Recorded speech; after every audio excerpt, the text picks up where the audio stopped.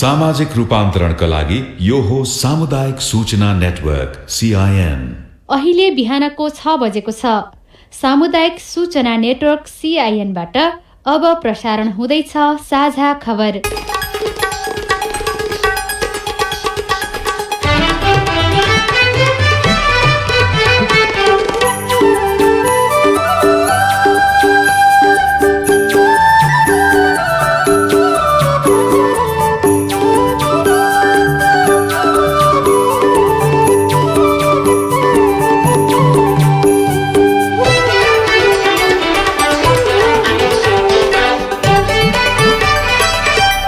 शुभ प्रभात। यो CIN को साझा खबर हो। लील प्रकाश सँगसँगै गोविन्द खड्काको तपाईलाई स्वागत छ। सामुदायिक रेडियोबाट देशैभरि एकैसाथ प्रसारण भइरहेको साझा खबर CINखबर.com र मोबाइल एप CIN बाट पनि सुन्न सकिन्छ।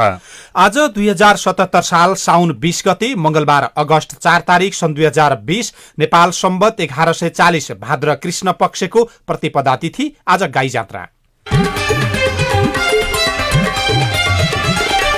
साझा खबरमा प्रमुख खबरका शीर्षकहरू।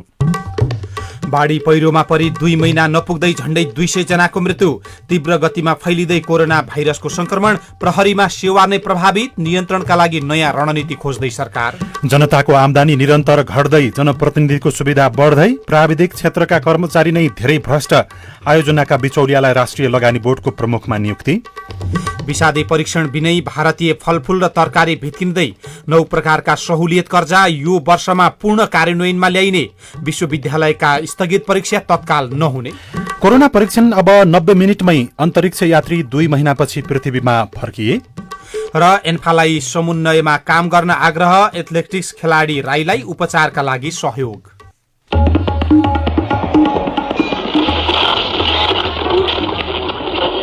सयौं रेडियो, हजारौं रेडियो कर्मी र करोडौं नेपालीको माझमा यो हो सामुदायिक सूचना नेटवर्क CIN। साझा खबरमा सबभन्दा पहिले विपद बाढी र पहिरोमा जनधनको क्षति भएको प्रसंग। अविरल वर्षापछि खसेको पहिरोमा पुरिँदा सोमबार हिजो सिन्धुपाल्चोकमा 10 जनाको मृत्यु भएको छ, जसमा एक भारतीय नागरिक सहित 8 मजदुरले ज्यान गुमाएका छन्। हिजो बिहान 3:30 बजे मेलम्ची नगरपालिका 11 मेलम्ची बजारमा खसेको पहिरोमा परि 8 जना मजदुरको मृत्यु भएको हो। उनीहरू बागमती प्रदेश सरकारले 14 करोड़ लागतमा निर्माण गरिरहेको कवर्ड हलमा काम गर्दै आएका थिए। पहिरोले निर्माणाधीन कवर्ड हल र मजदुर बसेको कटेज पुरिँदा उनीहरूको ज्यान गएको मेलम्ची इलाका प्रहरी कार्यालयका इन्स्पेक्टर फलबहादुर तामाङले CINसँग बताउनुभयो। मृत्यु हुनेमा भारतीय नागरिक 42 वर्षका राजेन्द्र चौरसिया, पर्सा वीरगंजका 35 वर्षका प्रदीप चौरसिया, बाराका 21 वर्षीय राजेश चौधरी, 20 वर्षीय विक्रम थिङ, 23 वर्षीय मानबहादुर रुम्बा, 20 वर्षीय सिमन घान, 21 वर्षीय शिव बालक धामी र 17 वर्षीय सोनम लामा रहनु भएको छ। पहिरोमा परि भारतीय नागरिक 45 वर्षका बारू शाह घाइते हुनुभएको छ। सिन्धुपाल्चोककै 5 पोखरी थाङपाल गाउँपालिका 2 बरुवा गाउँमा पहिरोसहित आएको खहरेले घर बगाउँदा एक दम्पतिको मृत्यु भएको छ। जिल्ला प्रहरी कार्यालयका अनुसार 29 वर्षीय यज्ञबहादुर छेत्री र उहाँका पत्नी 48 वर्षीय लक्ष्मी छेत्रीको मृत्यु भएको सिन्धुपाल्चोकका सामुदायिक रेडियोहरूले खबर पठाएका छन्। यसैबीच नेपालमा मनसुन सुरु भएता बाढी पहिरोमा परि 188 जनाको मृत्यु भएको छ।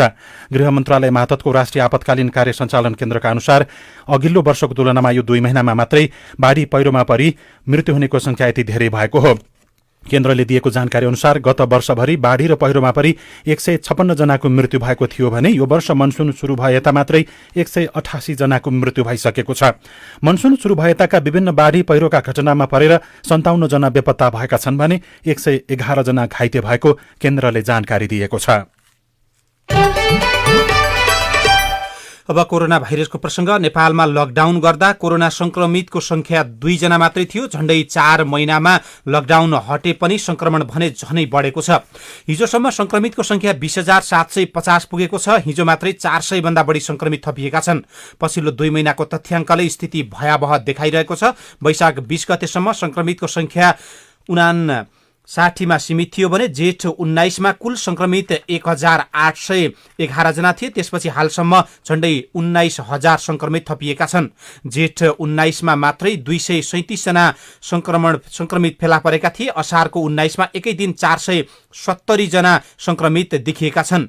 हिजो 470 जना विभिन्न जिल्लाहरूमा देखिएका छन् र संक्रमण समुदाय स्तरमा देखिएको विषयमा थुप्रै तथ्य प्रमाणहरू फेला पर्न थालेका छन्। त्यसको ठिक 1 महिनापछि सोमबार हिजो मात्रै 418 जना संक्रमित भेटिएका थिए। यो तथ्याङ्कमा काठमाडौँ उपत्यकामा मात्रै 51 जना थपिएका छन्। स्वास्थ्य तथा जनसंख्या मन्त्रालयले स्थिति भयावह हुन सक्ने भन्दै सचेत रहन नागरिकलाई आग्रह गरेको छ। एपिडेमियोलोजी तथा रोग नियन्त्रण महाशाखाका निर्देशक वासुदेव पाण्डेले पनि संक्रमण पुष्टिपछि सम्पर्कविहीन हुने प्रवृत्तिले झन जोखिम बढाएको बताउनुभयो। समुदाय स्तरमा विस्तार भइरहेको देखिएको छ। कतिपय ठाउँमा प्रदेश नम्बर 5 को रूपन्देही, बाँके लगायतका ठाउँमा समुदायमा देखिएको आशंका गरिएको छ। प्रदेश नम्बर 1 को इटहरी र इनरुवामा, प्रदेश नम्बर 2 को वीरगञ्ज, जनकपुरमा समुदाय स्तरमा संक्रमण देखिएको भन्दै तत्काल सावधानी अपनाउन सबै नागरिक तहलाई आग्रह गरिएको छ। प्रहरी प्रधान कार्यालयमा एक सातामै 72 जना संक्रमित देखिएपछि प्रहरीमा भने सेवा नै प्रभावित भएको छ। उच्च सतर्कताका साथ प्रहरीले आन्तरिक तयारी गरिरहेको छ, तर सुरक्षामा खटिने प्रहरीलाई नै संक्रमण देखिएपछि सेवामा प्रभावित भएको छ। नियन्त्रणका लागि सरकारले नयाँ रणनीति खोज्दैछ। संघीय राजधानी काठमाडौँ सहित देशभर कोरोना संक्रमण बढेपछि प्रधानमन्त्री केपी शर्मा ओलीले विज्ञहरूसँग आज सामूहिक परामर्श गर्दै हुनुहुन्छ। समुदायमै कोरोना फैलिएर भयावह अवस्था आउन सक्ने भन्दै सर्वत्र चिन्ता व्यक्त गर्न थालिएपछि प्रधानमन्त्री ओलीले भावी रणनीति तय गर्न आज छलफल गर्न लाग्नु भएको हो। लकडाउन फेरि लम्ब्याउने, जोर बिजोर गर्ने र कस्तो रणनीति बनाउने भन्ने विषयमा परामर्श हुनेछ। यसैबीच स्वास्थ्य तथा जनसंख्या मन्त्रालयले नोभेल कोरोना भाइरस संक्रमितको उपचारका लागि प्लाज्मा लिने र दान गर्नेका लागि मापदण्ड तोकेको छ। कोरोना संक्रमणका कारण गम्भीर बिरामी परेकालाई प्लाज्मा आवश्यक हुने हुँदा दाता र प्राप्तकर्ताका लागि मापदण्ड तय गरिएको नेपाल स्वास्थ्य अनुसन्धान परिषदका सदस्य सचिव डाक्टर प्रदीप गेवालीले जानकारी दिनुभयो। दातामा हुनुपर्ने मापदण्डहरू आरटीपीसीआर पद्धतिबाट कोभिड-19 रोग भएको निश्चित हुनुपर्ने, रक्तदान गर्नु पूर्व कम्तीमा 14 दिन अगाडि कोभिड-19 सम्बन्धी लक्षणहरू देखाउन परेको हुनुपर्दछ। रक्तदान गर्ने व्यक्तिले रक्तदान गर्दा नेपाल रेड क्रसले तोकेको मापदण्ड पूरा गर्नुपर्नेछ। त्यसै गरी कन्भालेसेन्ट प्लाज्मा प्राप्त गर्ने व्यक्तिमा हुनुपर्ने मापदण्डहरू 18 वर्ष पूरा भएको, हामीले यो बच्चामा भन्दा पनि यो एडल्टमा प्रयोग गर्दैछौँ। आरटीपीसीआर पद्धतिबाट कोभिड-19 रोग भएको निश्चित हुनुपर्ने, अस्पतालमा भर्ना भई उपचार गराएको हुनुपर्ने र बिरामीको अवस्था गम्भीर भएको हुनुपर्ने, चिकित्सकले बिरामीको गम्भीर अवस्थामा जान सक्ने सम्भावना रहेको पुष्टि हुनुपर्ने। अस्ति नेपालमै पहिलो पटक त्रिभुवन शिक्षण अस्पताल महाराजगञ्जमा एकजना कोरोनाका गम्भीर बनेका बिरामीको प्लाज्मा थेरापीबाट सफल उपचार गरिएको थियो। परिषदका सदस्य सचिव गेवालीका अनुसार मन्त्रालयको अनुमतिमा नै नेपालमा पहिलो पटक जीन सिक्वेन्सिङको बारेमा पनि अध्ययन सुरु गरिएको छ। यसैबीच कोरोना महामारीको केन्द्रबिन्दु बनेको प्रदेश नम्बर 2 मा स्वास्थ्य तथा जनसंख्या मन्त्रालयले पठाएको उच्चस्तरीय टोलीले अध्ययन सुरु गरेको छ। स्वास्थ्य सेवा विभागका महानिर्देशक डाक्टर दिपेन्द्र रमन सिंहको नेतृत्वमा प्रदेश 2 को पर्साबाट टोलीले काम सुरु गरेको हो। हालसम्मको अध्ययन अनुसन्धान अनुसार समुदाय स्तरमै कोरोना संक्रमण नफैलिएको र संक्रमितको सम्पर्कमा आएकाहरूमा कोरोना संक्रमण देखिएको टोलीका प्रमुख डाक्टर सिंहले सीआईएनसँग बताउनुभयो। अब रोजगारीको प्रसंग।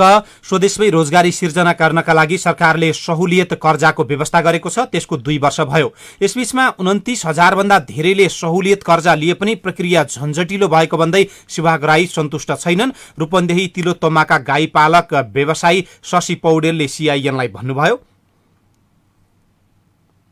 बैंक कर्जा र सुरक्षणका लागि सरकारले चालु आर्थिक वर्षका लागि 13 अर्ब 96 करोड बजेट व्यवस्था गरेको छ। व्यवसायी, कृषि तथा पशुपक्षी कर्जाका लागि 5 करोड, शिक्षित युवा स्वरोजगारका लागि 7 लाख, विदेशबाट फर्केका युवा परियोजनाका लागि 10 लाख रुपियाँसम्म सहुलियत कर्जा पाइन्छ। बैंकहरूले यो आर्थिक वर्षबाट यी सबै प्रकारका कर्जा सजिलै उपलब्ध गराउने राष्ट्रिय युवा परिषदका कार्यकारी उपाध्यक्ष माधव ढुङ्गेलले सीआईएनसँग प्रतिबद्धता जनाउनुभयो। बैंकहरूको पैसा सुरक्षण गर्न हो। बैंकहरूलाई कहाँनिर रिस्क छ त? खासै रिस्क त सानो पर्सेन्ट रिस्क त हो। त्यो बैंकहरूले नमान्नुपर्ने कारणै छैन। बैंकहरू कन्भिन्स हुने स्थिति बनेको छ। राज्यले पनि कडिकडाउ गरेको छ। अब युवाहरूले आफै पनि लडेर लिन सक्नुपर्छ। यो वर्षदेखि सबै कर्जा सेवाग्राहीले सजिलै पाउन सक्ने भने राष्ट्र बैंकले दावी गरेको छ। राष्ट्र बैंकका प्रवक्ता गुणाकर भट्टले सीआईएनसँग अब कर्जा सजिलो हुने र कुनै पनि बैंकले कर्जा नदिए कारबाही गरिने पनि बताउनुभयो। अलिकति बाध्यात्मक व्यवस्था पनि ल्याएका छौँ र यो चालु आर्थिक वर्षदेखि ब्याङ्कहरूका प्रत्येक शाखाले, वाणिज्य ब्याङ्कका शाखाहरूले कम्तीमा पनि 10वटा यस्तो कर्जा प्रवाह गर्नुपर्ने, विकास ब्याङ्कका शाखाहरूले कम्तीमा पनि 5वटा कर्जा यो प्रवाह गर्नुपर्ने व्यवस्था यो आर्थिक वर्षदेखि लागू भइसकेको छ। निरन्तर रूपमा यो कर्जाले अब आफ्नो चाहिने दायरा विस्तार गर्दै गएको छ। यो वर्ष ब्याज दर नै प्रष्ट भएको छ। अब ब्याज दर कुन ब्याङ्कमा जाँदाखेरि कति प्रतिशत यसमा ब्याज पर्छ, अर्कोमा अर्को प्रतिशत, फरक फरक किसिमको ब्याज दर छ भन्ने किसिमको थियो भने अब चाहिँ त्यो पनि रहेन। सबै ब्याङ्कहरूबाट जुनसुकै ब्याङ्कको शाखाबाट यो कर्जा लिँदा पनि 5% ब्याज पर्ने व्यवस्था अहिलेको बजेटले राखेको छ। यो आर्थिक वर्षमा यो कर्जा करिब 200 अर्ब जति जानुपर्छ भन्ने हाम्रो लक्ष्य छ। सरकारले 5 वर्ष अघि नै कृषि कर्जामा ब्याज अनुदानको व्यवस्था गरेको थियो, तर त्यतिले मात्रै नपुगेपछि बढाएर 9 प्रकारका सहुलियत ऋण पाउने व्यवस्था यस वर्ष गरिएको छ। विभिन्न कारणले बेरोजगार बनेका जनताको आमदानी घटिरहेको बेला 3 वर्षमा प्रदेश 5 का स्थानीय तहका जनप्रतिनिधिहरूले पाउने सुविधा भने 55% बढाइएको छ। प्रदेश सरकारले स्थानीय तहका पदाधिकारी र सदस्यले पाउने सुविधा सम्बन्धी कानून संशोधन र एकीकरण गर्न बनेको विधेयक 2076 संशोधन सहित पारित गरेपछि प्रदेश 5 का 109वटै स्थानीय तहका जनप्रतिनिधिले वृद्धि भएको मासिक र अन्य सुविधा प्राप्त गर्नेछन्। प्रदेश 5 मा 73 गाउँपालिका, 4 उपमहानगरपालिका, 32 नगरपालिका र 12 जिल्ला समन्वय समितिहरू छन्। 2075 जेठ 16 मा प्रदेश अन्तर्गत स्थानीय तहका पदाधिकारी र सदस्यले पाउने सुविधा सम्बन्धमा व्यवस्था गर्न बनेको विधेयक प्रदेश सभाबाट पारित गरी जनप्रतिनिधिहरूलाई मासिक रूपमा पारिश्रमिक बापत तलब दिने व्यवस्था गरिएको थियो। तर सर्वोच्च अदालतले 2076 कार्तिक 1 गते स्थानीय तहका जनप्रतिनिधिलाई पारिश्रमिक दिनु संविधानको धारा 220 को उपधारा 8 र धारा 227 विपरीत हुने भन्दै प्रदेश 1 बाहेक 6वटा प्रदेशका जनप्रतिनिधिलाई सेवा सुविधा वितरणमा रोक लगाएको थियो। तर जनप्रतिनिधिको सुविधा 55% प्रदेश नम्बर 5 मा बढाइएको छ। जागरण एफएम बुटवलले खबर पठाएको छ।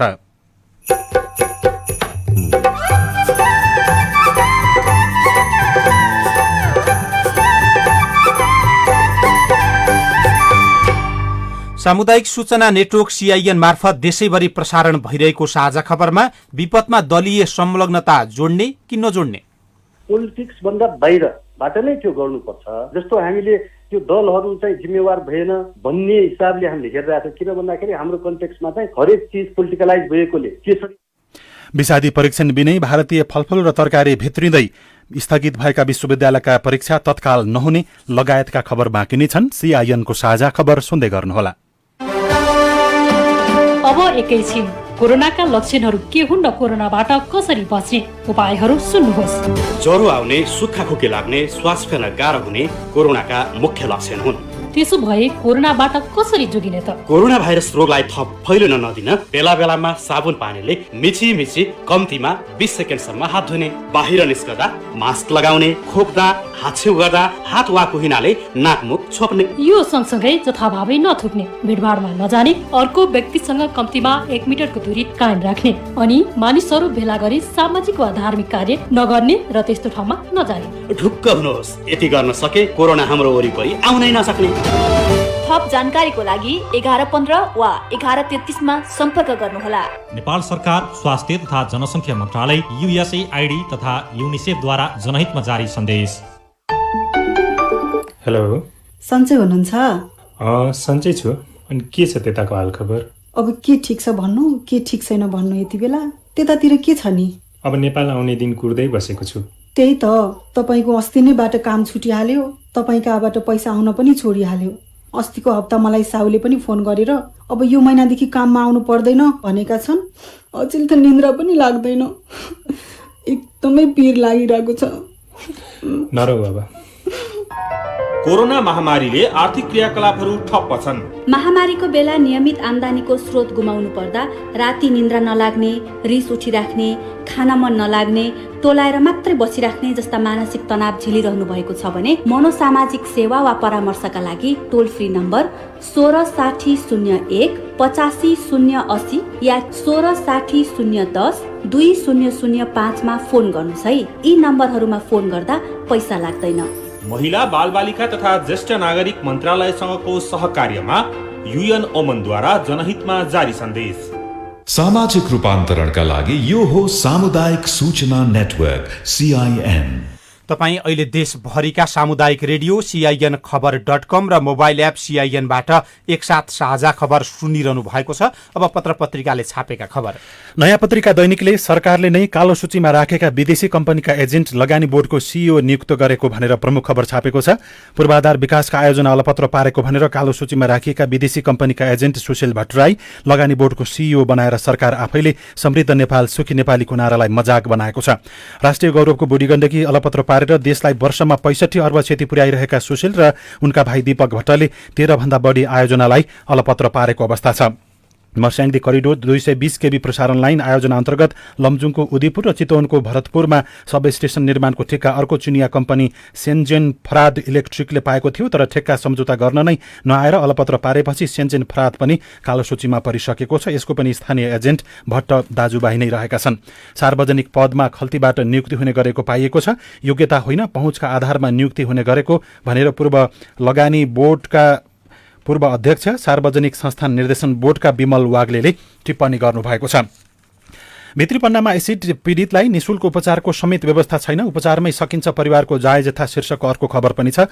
नवलपरासी कावसती 8 का यम नारायण परियारलाई एसिड आक्रमणमा परेकी पत्नीको उपचार गर्दा गर्दै 9 लाख ऋण लाग्यो। 8 असोज 2075 मा उहाँकी पत्नी बसन्तीमाथि एसिड प्रहार भएको थियो। पत्नीको उपचारका लागि उहाँ 1 वर्ष काठमाडौँमै बस्नु पर्यो। 3 महिना त अस्पतालमै बित्यो। उहाँ भन्नुहुन्छ उनको उपचार गर्न अलिअलि भएको जग्गा धितो राखेर नै 9 लाख ऋण लिएको छ। तर संसदीय समितिले भने महिला तथा सामाजिक समितिले एसिड पीडितको उपचार र शिक्षाको व्यवस्था गर्न सरकारलाई हिजो निर्देशन दिएको छ। तत्काल उनीहरूको औषधोपचारको प्रभावकारी व्यवस्था गर्न पनि समितिले निर्देशन दिएको छ। कान्तिपुर दैनिकले गण्डक नहर सिँचाइलाई पानी छैन, बाढीले डुबान शीर्षकको खबर पहिलो पन्नामा छापेको छ। हरेक वर्षायाममा चर्चामा रहने गण्डक नहरमा यसपटक नारायणी नदीको बहाव उच्च रहँदा 4,40,000 क्युसेक पानी बग्यो। यही नहरमा बनाएको बाँधबाट दक्षिणपट्टिको पानी भारतको बिहारतिर जान्छ भने उत्तरको पानी नेपाल भूमि हुँदै उत्तर प्रदेश पुग्छ। तर 2 देशीय सम्झौता अनुसार पानी पाउनु पर्ने नपाउँदा नेपाली भूमि हिउँदमा सधैँ जसो आकाशे पानीमा निर्भर हुने गर्छ भने वर्षामा बाढीको चपेटामा पर्ने गरेको छ। हाम्रो वर्षे बालीमा का बेलामा पानीको निकासका तह निर्धारण गर्न नसक्दा सिँचाइभन्दा बाढी खनिएको छ। हिउँदमा हामीलाई चाहिएको पानी पाउँदैन। गण्डक सम्झौता अन्तर्गत नेपाल गण्डक पश्चिम नहर सिँचाइका संयोजक हैदर मोमिनले भन्नुभएको छ। नेपालले 8,800 हेक्टर जमिन सिँचाइ गर्न 300 क्युसेक पानी पाउनुपर्ने भए पनि नवलपरासी पश्चिममा 400 हेक्टर भूभाग मात्रै सिँचाइको सुविधा पुगेको छ। तर हिउँदमा सिँचाइ नपाउने नेपाली भूमि हरेक वर्ष बाढीको डुबानमा भने पर्ने गरेको छ। पत्रिकाले भित्री पृष्ठमा विषादी परीक्षण बिनै भित्रिन्छन् तरकारी र फलफूल शीर्षकको खबर छापेको छ। नेपाल भित्रिनु अघि विषादी भए नभएको जाँच गर्ने संयन्त्रलाई छल्दै भारतीय तरकारी र फलफूल निर्बाध आयात हुने गरेको छ। भारतीय ढुवानीकर्ताले नेपाली भन्सारमा सामान आउनु अघि नै त्यसको विषादी जाँचपास गरेको प्रमाणपत्र बनाएर त्यसैका आधारमा नाकाबाट छुट्याउने गरेको खोजका क्रममा फेला परेको छ। उदाहरणका लागि शनिबार मात्रै बिहान 10 बजे भैरवाको कृष्णनगर नाकाबाट तरकारी र फलफूल बोकेका गाडीहरू नेपाल आए। उनीहरूले समयमै ती गाडी जाँचपास पूरा गरी बाहिरिएका थिए, तर विषादीको जाँच कुनै पनि भएन। विषादी परीक्षण बिनै भित्रिन्छन् निर्वाध तरकारी, नेपालीको स्वास्थ्य जोखिममा छ। माधव ढुङ्गानाले कपिल वस्तुबाट खबर लेख्नु भएको छ। राजधानी दैनिकमा प्राविधिक क्षेत्रका कर्मचारी सबभन्दा धेरै भ्रष्ट शीर्षकको प्रमुख खबर छापेको छ। अख्तियारले 1 महिनाको अवधिमा विशेष अदालतमा मुद्दा दर्ता गरेका मध्ये विशेष गरी प्राविधिक क्षेत्रमा काम गर्ने कर्मचारी बढी भ्रष्ट रहेको पाइएको छ। अख्तियारले गत 27 जेठदेखि 14 साउनसम्म प्राविधिक क्षेत्रका 11 कर्मचारी विरुद्ध अकुत सम्पत्ति कमाएको अभियोगमा मुद्दा दायर गरेको हो। उनीहरूले कुल 27 करोड 19,05,119 बराबर स्रोत नखुलेको सम्पत्ति जम्मा गरेको पाइएपछि विशेष अदालतमा मुद्दा दर्ता गरिएको हो। धेरैले सरकारी पदको दुरुपयोग गरी गैरकानूनी रूपमा सम्पत्ति कमाएको देखिन्छ। प्राविधिक क्षेत्रका कर्मचारीले अवैध कोटेसन तयार पार्ने, आयोजनाको सुरुवातदेखि अन्तिमसम्म बिल फरफारक गर्ने समयमा समेत उनीहरूले घुस लिने गरेको देखिन्छ। अख्तियारले स्रोत देखाउन पटक पटक आग्रह गर्दा समेत उनीहरूले स्रोत खुलाउन नसकेको अध्ययनहरूबाट खुलेको छ। यसैबीच अख्तियार दुरुपयोग अनुसन्धान आयोगले स्रोत नखुलेको रकम लिएर हिँडेमा तुरन्त नियन्त्रणमा लिएर अनुसन्धान गर्ने प्रक्रिया सुरु गरेको छ। अख्तियारले अब सूचनाका आधारमा सरकारी कर्मचारी बाटोमा हिँडिरहेको अवस्थामै नियन्त्रणमा लिएर अनुसन्धान सुरु गरेको हो। अख्तियारले बाँके राष्ट्रिय निकुञ्जका प्रमुख संरक्षण अधिकृत प्रमोद भट्टराई र सहायक संरक्षण अधिकृत विष्णु रोकायालाई सोमबार स्रोत नखुलेको 8,98,000 रुपैयाँ सहित नियन्त्रणमा लिएको छ। नागरिक दैनिकले तत्काल काम रोक्न अदालतले दिएको आदेश र रेलवेको काम रोकिएको प्रसंगलाई पहिलो पन्नामा छापेको छ। उच्च अदालत पाटनले पूर्व पश्चिम रेलवे लाइन निर्माण अन्तर्गत इनरुवा काकडभिट्टा 106 किलोमिटर खण्डको रेलवे ट्र्याक बेड ठेक्काको काम अघि नबढाउन अल्पकालीन अन्तरिम आदेश जारी गरेको छ। रेल विभाग अन्तर्गतको मेट्रो रेल तथा मोनोरेल विकास आयोजनाले असार 14 र 17 मा यो खण्डको रेलवे ट्र्याक निर्माणका लागि बोलपत्र प्रकाशन गरेको थियो। न्यायाधीश शान्ता सेढाईको एकल इजलासले सम्पूर्ण काम कारबाही हाललाई यथास्थितिमा राख्न हिजो अल्पकालीन अन्तरिम आदेश जारी गरेको पत्रिकाले खबरमा उल्लेख गरेको छ।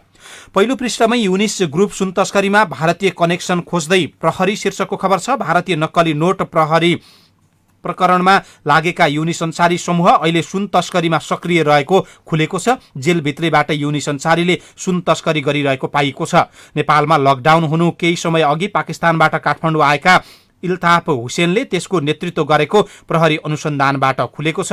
भारतीय कनेक्सन र पाकिस्तानसँग जोडिएको घटनाक्रमलाई पनि प्रहरीले अनुसन्धान गरिरहेको टपेन्द्र कार्कीले खबर लेख्नु भएको छ। अब प्रस्तुत छ कोरोना क्याप्सुल।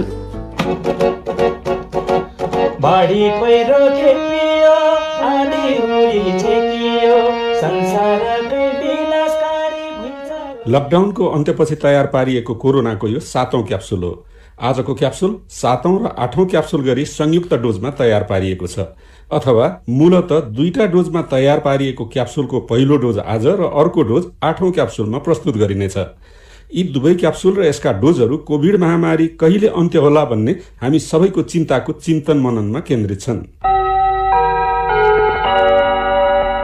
लकडाउनका बेला घरमा थुनिएर बस्नुपर्दा हामी धेरैलाई लाग्थ्यो महामारीको अन्त्य चाँडै हुनेछ। लकडाउन खुल्दा स्कुल खुल्नेछन्, गाडीहरू चल्नेछन्, मानिसको आवत जावत सहज हुनेछ र काम कमाई व्यापार व्यवसाय पहिलेकै गतिमा फर्किनेछ भन्ने हामीलाई लागेको थियो। तर त्यस्तो भएन। लकडाउन खुकुलो हुँदै गयो तर महामारी रोकिएन। लकडाउनको अन्त्यसँगै पसल खोले तर ग्राहक आएनन्। अहिले बस चलेका छन् तर यात्रु छैनन्। महामारी नरोकिएका कारण स्कुल खुल्ने कुरै भएन, केटाकेटी घरमै बस्न बाध्य छन्। अथवा महामारी र लकडाउनका विषयमा तपाईँ हामीले जे सोचेका थियौँ त्यस्तो भएन। त्यसैले संसारभरिका धेरै मानिसलाई यो कोभिडको महामारी कहिले अन्त्य होला र जिन्दगी पुरानै लयमा फर्किएला भन्ने चिन्ता लागेको छ। नागरिक चाहिँ स्वास्थ्य सेवा दिने व्यक्तिहरू र संस्थाहरू, अनुसन्धानकर्ता र संसारभरिकै सरकारहरू पनि महामारीको अन्त्य कसरी चाँडै गर्न सकिएला भन्ने चिन्तामा छन्। तर अहिलेसम्मको इतिहासले हामीलाई भन्छ कुनै पनि महामारीको अन्त्य सजिलोसित भएको छैन। महामारीको इतिहासका अध्येताहरू अहिलेसम्मका सबै महामारी 2 तरिकाले मात्र समाप्त भएका उदाहरणहरू दिन्छन्। आजको कोरोना क्याप्सुलको डोज यिनै 2 तरिकाहरूमध्ये एउटा तरिका र त्यसको उदाहरणका आधारमा बनाइएको छ। आजको डोज अथवा महामारी अन्त्य भएको घोषणा गर्ने पहिलो तरिकाका विषयमा यो मतले भन्छ महामारी रोकथाम औषधि वा खोपबाट हुन सक्छ। तर अध्येताहरू भन्छन् संसारमा फैलेका अनेक महामारी मध्ये एउटा मात्र महामारी खोप वा औषधिबाट अन्त्य भएको छ। अरू सबै महामारीलाई मानिसले बिना औषधि र खोप जितेको छ। औषधिले अन्त्य गरेको एउटा मात्र महामारी हो बिफरको महामारी। संसारबाट सधैँका लागि सन् 1977 मा अन्त्य भएको बिफर नामको महामारीले यो संसारमा 3000 वर्षसम्म राज गर्यो। बिफर लागेर कति मानिस मरे भन्ने संख्या इतिहासले पनि रेकर्ड राख्न सकेको छैन। नेपालमै पनि बिफर लागेर एकजना राजा, एउटी रानी र युवराजको मृत्यु भएको कुरा अनुसन्धानकर्ताहरूले उल्लेख गरेका छन्। बिफर आजभन्दा 50 वर्ष अघिसम्म पनि डरलाग्दो महामारी थियो जुन केही वर्ष बिराएर आइरहन्थ्यो। बिफर लागेका 10 जनामा 3 जनाको ज्यान जान्थ्यो। बाँचेकाहरूले छालामा कहिल्यै नमेटिने विरूप दागहरू बोकेर बाँच्नु पर्थ्यो। सन् 1977 मा संसारबाट बिफरलाई सधैँका लागि विदाई गर्ने बिफरका अन्तिम बिरामी थिए अफ्रिकाको सोमालियाका अली माओ मालेन। मालेनपछि आजसम्म कसैलाई बिफर लागेको छैन। सन् 1977 मा बिफरबाट निको भएका मालेनको सन् 2013 अथवा आजभन्दा 7 वर्ष अघि मलेरिया अथवा औलोबाट मृत्यु भयो। संसारमा अहिलेसम्म चलेका बिफर, प्लेग, औलो, हैजा, इबोला, सार्स, मर्स जस्ता महामारीमा परेर अरबौं मानिसको ज्यान गएको छ। तर मानिसले आविष्कार गरेको औषधिले निर्मूल भएको महामारी चाहिँ बिफर मात्रै हो। करोडौं मानिसको ज्यान लिने प्लेग अथवा ब्ल्याक डेथ, फ्लू, कोरोनाका अनेक महामारी, इबोला लगायतका महामारीको अन्त्य मानिसको मनको डरको अन्त्यसँगै भएको मान्यता छ। लौ त संसारलाई अन्यल अलमल र अनिश्चयमा धकेलिरहेको कोरोनाको महामारी कहिले अन्त होला भन्ने चिन्तनको औषधिवाला डोज सकियो। महामारीको अन्त्य मन डराउन छाडेपछि हुन्छ भन्ने अध्येताहरूको मात्र उदाहरणसहित कोरोनाको अर्को क्याप्सुलमा फेरि भेटौँला। कोरोना क्याप्सुल नेपाल सरकार, स्वास्थ्य तथा जनसङ्ख्या मन्त्रालय, राष्ट्रिय स्वास्थ्य शिक्षा सूचना तथा सञ्चार केन्द्र, सामुदायिक रेडियो प्रसारक संघ अकुराब, CIN, उज्यालो र युनिसेफको सहकार्यमा तयार पारिएको हो। अब विदेशको खबर। बेलायतले आगामी सातादेखि कोरोना भाइरस कोभिड-19 वा फ्लू परीक्षणको नतिजा नमूना संकलन गरेको 90 मिनटमै आउने विधि सञ्चालनमा ल्याउने भएको छ। उक्त विधि अस्पताल तथा केयर होमहरूमा शुरू गरिने सरकारले जनाएको छ। हाल परीक्षणको 1/4 नतिजा आउन कम्तीमा 24 घण्टासम्म लाग्ने गरेको छ। इरानमा कोरोना भाइरस कोभिड-19 का कारण मृत्यु भएकाहरूको संख्या सरकारले दावी गरेको भन्दा झण्डै 3 गुणा बढी भएको तथ्याङ्क भेटिएको छ। इरानको स्वास्थ्य मन्त्रालयले जुलाई 20 सम्म भाइरसका कारण 14,405 जनाको मृत्यु भएको बताएको थियो, तर सरकारी दस्तावेजमा त्यो संख्या झण्डै 42,000 रहेको बीबीसीले जनाएको छ। संक्रमितको संख्या पनि मन्त्रालयले सार्वजनिक गरेको भन्दा झण्डै 2 लाख भन्दा बढी छ। मन्त्रालयले उक्त अवधिसम्म भाइरसका कारण 2,78,827 जना संक्रमित भएको बताएको थियो, तर बीबीसीलाई प्राप्त दस्तावेजमा संक्रमित को संख्या 4,51,024 रहेको पाइएको छ। र अन्तर्राष्ट्रिय अन्तरिक्ष केन्द्र ISS पुगेका 2 जना अन्तरिक्ष यात्री डगलस हर्ली र रोबर्ट बेन्केन पृथ्वीमा फर्किनु भएको छ। स्पेस एक्स ड्रागन क्याप्सुल नाम गरेको अन्तरिक्ष यानबाट फर्केका 2 अन्तरिक्ष यात्रीहरू अमेरिकी राज्य फ्लोरिडाको पेन्साकोलाको तटस्थित गल्फ अफ मेक्सिकोमा सकुशल अवतरण गर्नुभएको हो। अवतरण गरे लगतै उहाँहरूलाई लिन पानी जहाज त्यहाँ पुगेको थियो। अब खेलकुदका खबर। राष्ट्रिय खेलकुद परिषद राखेपका सदस्य सचिव रमेश कुमार सिलवालले फुटबल विकासका लागि एन्फाले ठोस योजना बनाएर अघि बढ्नुपर्ने बताउनु भएको छ। साध्दोबाटो स्थित अखिल नेपाल फुटबल संघ एन्फाको केन्द्रीय कार्यालयले आयोजना गरेको बधाई शुभकामना कार्यक्रममा बोल्दै सदस्य सचिव सिलवालले एन्फालाई ठोस कार्ययोजना बनाएर परिषदसँग समन्वय गरी अगाडि बढ्न आग्रह गर्नुभएको हो। राष्ट्रिय खेलकुद परिषद राखेपका बोर्ड सदस्यमा मनोनित सदस्यहरूले पत्र बुझेका छन्। युवा तथा खेलकुद मन्त्रालयमा एक कार्यक्रमका बीच परिषदको बोर्ड सदस्यमा मनोनित भएका 4 जनाले जिम्मेवारी सहित पत्र बुझेर काम सुरु गरेको बोर्डले जनाएको छ। सल्यान जिल्ला खेलकुद विकास समितिका एथलेटिक्स सहायक प्रशिक्षक रविन कुमार राईलाई स्वास्थ्य उपचारका लागि आर्थिक सहयोग गरिएको छ। राईलाई कर्णाली स्पोर्ट्स क्लबले 10,000 तथा जुम्ला एथलेटिक्स संघ कीर्तिमानी प्राविधिक ओलम्पिक हरिबहादुर रोकायाले सम्मान स्वरूप 5-5 हजार नगद दिएको त्यहाँका रेडियोहरूले खबर पठाएका छन्। र राष्ट्रिय खेलकुद परिषदले 2015 सालमा स्थापना भएपछि त्यस अन्तर्गत 2 विभाग बने, प्रशासन तथा तालिम प्रशिक्षण।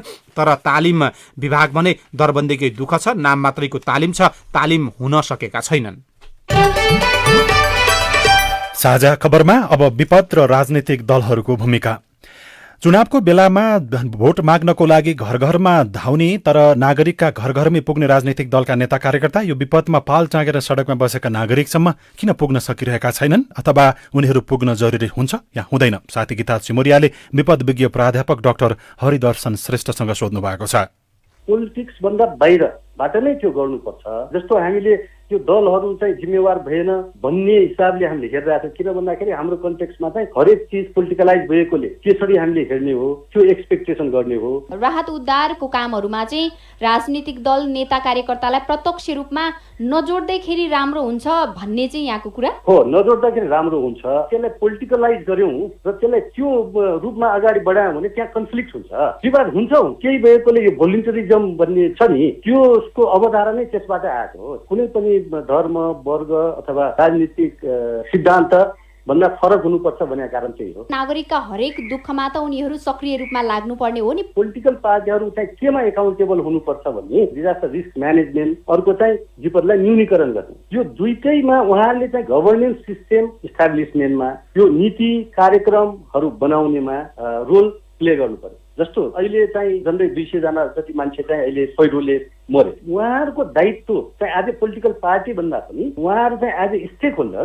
उहाँहरूले चाहिँ त्यसको न्यूनीकरणको चाहिँ पोलिसीहरू, पहिरोबाट मान्छे मर्यो अथवा पहिरो गयो भने त्यसको जवाबदेही चाहिँ हामीले उहाँहरूलाई बनाउनु पर्छ क्या। उहाँहरूले त्यो राहत बाँड्नेमा उहाँहरूलाई हामी खोज्ने होइन कि कोभिडमा चाहिँ क्वारेन्टाइनमै प्रश्न उठ्यो, राहत बाँडेकैमै प्रश्न उठ्यो, त्यत्रो पैसाको हिसाब खै भन्ने प्रश्न उठ्यो। त्यो सबै किन उठ्यो त भन्दाखेरि त्यसमा पोलिटिकलाइज भयो। बाटो खन्नेदेखि लिएर अन्य धेरै कामहरू छन्। खोलाबाट ढुङ्गा गिट्टी बालुवा निकाल्ने र त्यसमा कतै न कतै राजनीतिक दलका नेता कार्यकर्ताको संरक्षण त्यो देखिन्छ। अब यस्ता विषयहरूमा चाहिँ उनीहरूलाई कसरी जवाफदेही बनाउने हो? हामीले एउटा स्टडी गरेका थियौँ। यो सिन्धुपाल्चोक विकासले विपदलाई कसरी बढाइरहेछ भनेर हामीले हेर्न खोजेका थियौँ। त्यसमा हामीले के देख्यौँ भन्दाखेरि जुन बेलादेखि यो आफ्नो गाउँ आफ्नै बनाऊ भन्ने आयो नि कन्सेप्ट, म्याक्सिमम त्यो पैसा चाहिँ केमा खर्च भयो त बाटो बनाउने हो। त्यो बाटो बनाउने जुन ट्रेन भयो नि त्यो 10 वर्ष जति, त्यो बेला चाहिँ सबभन्दा बढी पहिरो गएको देखियो। त्यसपछि तपाईँको यो माओवादी इन्सर्जेन्सी आयो नि, त्यो विकास त रोकियो। त्यसपछिको 10-15 वर्ष चाहिँ त्यो ल्यान्डस्लाइड चाहिँ घटाएको छ कि हाम्रो विकासको अवधारणा नै ठिक रहन्छ। हामीले विकासलाई रिस्कसँग सेन्सिटाइज गराएर हिँड्छौँ। यो कुराकानीसँगै हामी साझा खबरको अन्त्यमा आइपुगेका छौं। सामुदायिक रेडियो प्रसारक संघद्वारा सञ्चालित CIN को बिहान 6 बजेको साझा खबर सक्नु अघि मुख्य खबर फेरि एकपटक। बाढी पहिरोमा परि 2 महिना नपुग्दै झण्डै 200 जनाको मृत्यु। तीव्र गतिमा फैलिँदै कोरोना संक्रमण। प्रहरीमा सेवा नै प्रभावित। नियन्त्रणका लागि नयाँ रणनीति खोज्दै सरकार। जनताको आमदानी निरन्तर घट्दै, जनप्रतिनिधिको सुविधा बढ्दै, प्राविधिक क्षेत्रका कर्मचारी नै धेरै भ्रष्ट। आयोजनाका बिचौलियालाई राष्ट्रिय लगानी बोर्डको प्रमुखमा नियुक्ति। विषादी परीक्षण बिनै भारतीय फलफूल र तरकारी भित्रिँदै 9 प्रकारका सहुलियत कर्जा। यो वर्षमा पूर्ण कार्यान्वयन हुने। विश्वविद्यालयका स्थगित परीक्षा पनि तत्काल नहुने। कोरोना परीक्षण अब 90 मिनेटमै। इरानले तथ्याङ्क लुकाएको आरोप। अन्तरिक्ष यात्री 2 महिनापछि पृथ्वीमा फर्किए। र एन्फालाई समन्वयमा काम गर्न सदस्य सचिवको आग्रह। साझा खबरको अन्त्यमा पालो आएको छ कार्टुनको। आज अन्नपूर्ण पोस्ट दैनिकले भित्री पन्नामा छापेको बासु क्षितिजको चुचसो शीर्षकको कार्टुन लिएका छौं। यो कार्टुनमा पार्टीभित्र भइरहेको विवाद र गाई जात्राको प्रसङ्गलाई जोडेर व्यङ्ग्य गर्न खोजेको छ। यहाँ सबै पार्टी कार्यालयहरूमा कतै लाठी मुङ्ग्री भइरहेको छ, कतै आरोप प्रत्यारोप चलिरहेको छ, कसैले एक अर्कालाई घचेटा घचेट गरिरहेको देखाइएको छ र तल केही मान्छे उभिएर गफगाफ गरिरहेका छन्। यस्तो लेखिएको छ, यो पार्टी कार्यालयको गाई जान्त्री सो हो हजुर, आउनुहोस् हेर्नुहोस्, आउनुहोस्। हवस् त प्राविधिक साथी सुनिल राज भारतलाई धन्यवाद। अहिलेलाई गोविन्द खड्का र लील प्रकाश चन्द बिदा भयौं। तपाईको आजको दिन शुभ होस्। नमस्कार। यसपछि देशभरिका सामुदायिक रेडियोबाट कार्यक्रम सामुदायिक मेलमिलाप प्रसारण हुनेछ। सुन्ने प्रयास गर्नुहोला।